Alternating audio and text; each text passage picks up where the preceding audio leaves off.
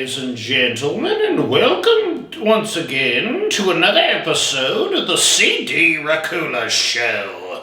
Today's show will be taking a look at the 1984 horror film C.H.U.D.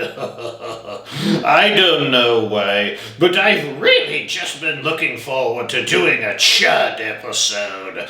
Before we go down into the sewers and look for these mutated freaks, if you guys could reach out with your gnarled hand out to the stanky sewers and press the subscribe button, I would just love you right to death. So, back to this episode, back to C.H.U.D. So, C.H.U.D, what does it stand for, you ask?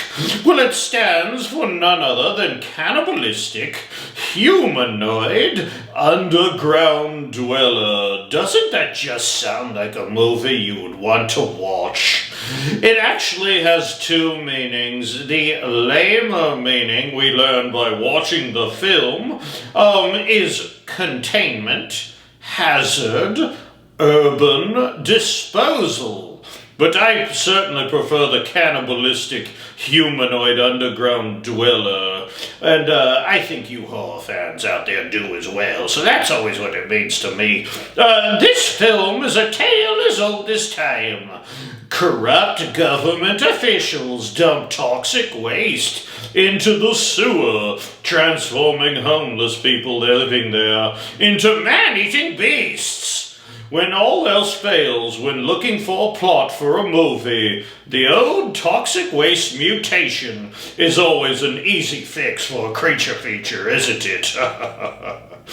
I actually find this B-rated horror movie to be quite entertaining. In fact, I almost prefer B-rated horror movies sometimes, don't you? They just seem more fun. Like, you can watch something scary-ish and not have to be, like, so invested and use your brain that much. Just enjoy the ride for what it is, you know. In this movie, the homeless people are getting munched on by the monsters so much that the creatures are coming out of the sewers, out from the underground, and looking for their prey above ground. That's when people really start to notice, when your average everyday folk start disappearing. I think one of the finest scenes in this film is when they happen upon the underground nest of the creatures or whatever, and they're like worshipping the toxic sludge. They look like they're just having so much fun.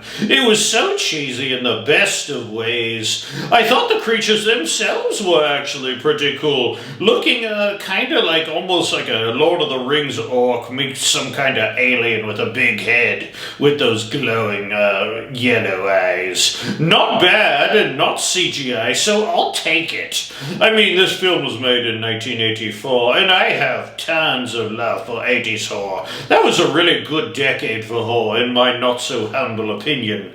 I did a best of horror movies from the 80s episode, if you guys ever want to check that out, because I just love the 80s. But one of the things this film did have is surprisingly a really great cast. A couple actors, strangely enough, with ties to the Home Alone films, in David Stern, John Hurd, and Christopher Curry. Laurie Matos in this film, whom is actually married to David Stern in real life. They've been married since 1980. Now, that is amazing for a Hollywood couple to last that long. Props to them. I myself never got married, but I have had my share of dates. Look at my most recent ex-girlfriend. She was a werecat. I couldn't deal with the whole litter box thing, so I suggested we part ways. She didn't take it so well, needless to say. Anywho, I got off track, but back to C.H.U.D, back to that cast. John Goodman in this film. He was a policeman, I believe, whom I just love him in 10 Cloverfield Lane. He was scary in that, to be sure. Kim Greist, also making her debut in this film. She wields a sword in this movie, kinda cool. Oh, didn't see that coming, did you? Kim Grease with a sword. She was the mom in the film House Guest with Sinbad, if you ever saw that movie. Whatever happened to Sinbad? He just doesn't do anything anymore. He just fell off the face of the planet. Let me know if you guys know what Sinbad's up to. That's a funny movie, House Guest. C.H.U.D does not skimp on the gore and blood, that's for sure, and anything with blood gets my attention. This film seemed like it got some pretty bad reviews, but now has a pretty good cult following, including me. And it spawned a sequel in C.H.U.D 2, Bud the C.H.U.D. What a great name for a horror film. It's a crime that I haven't reviewed that yet. Something to look forward to for sure. I'm an immortal vampire, so I certainly have the time. I would love to see a remake of this film. If any of you Hollywood guys happen to be watching this episode of the C.H.U.D Racoola Show, make it happen, dude!